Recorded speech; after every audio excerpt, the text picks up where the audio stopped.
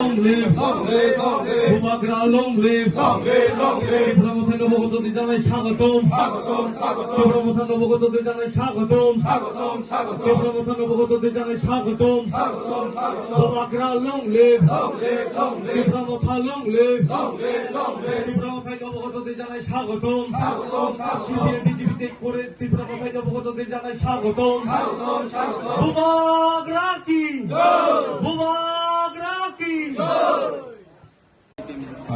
প্রথমে বুবাগ্রাকে নমস্কার জানাই এবং মিডিয়া পার্সন আপনাদের ধন্যবাদ জানাই। আজকের আমাদের এই সিন্ধু পাথর এডিসি ভিলেজের আন্ডারে আজকের যোগদান সবাই বিভিন্ন পার্টি থেকে প্রায় 27 ফ্যামিলির 126 ভোটার আমাদের দীপরামথায় আজকে যোগদান দিয়েছে। কোন কোন পার্টি থেকে জয়েন করেছে? সিপিএম এবং বিজেপি। দীর্ঘদিন বিভিন্ন দল করেছেন, সিপিএম করেছেন, কংগ্রেস করেছেন বা অন্যান্য দলও অনেকেই করেছেন।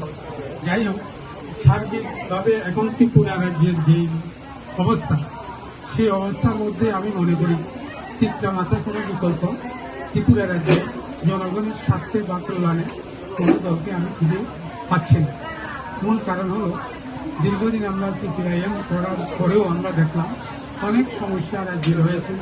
পরবর্তী সময় বিজেপি এসেছে, তার যে জটিলতা সারা রাজ্যের মানুষ যেমন জানে, আজকে যারা সরকারে আছে মন্ত্রী বিধায়ক ওনারাও জানে সরকারে আসার পর সারা রাজ্যে কীভাবে দমন পীড়ন বলা যায় রোলার চালিয়েছে, শহর থেকে গ্রামাঞ্চল থেকেও তারা বাদ দেয়।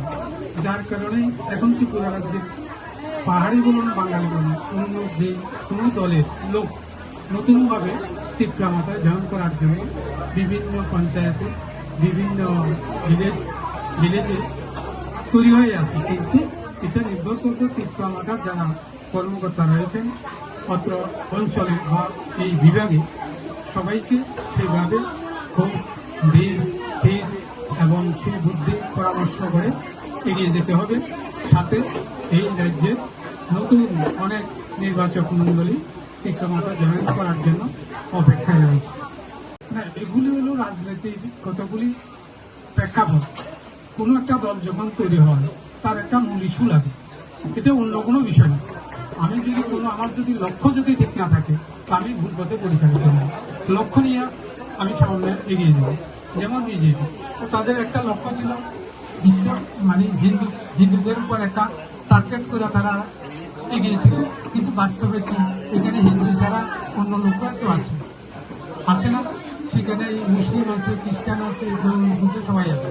আজকে হয়তো এই জিনিসটা ওর বিভিন্ন দলগুলি ত্রিপুরা মাতাকে অনেকদিন যাবৎ ভুল বুঝিয়েছে।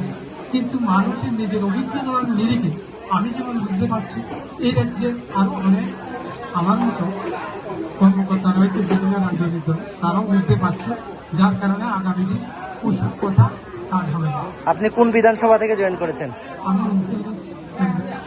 বিধানসভা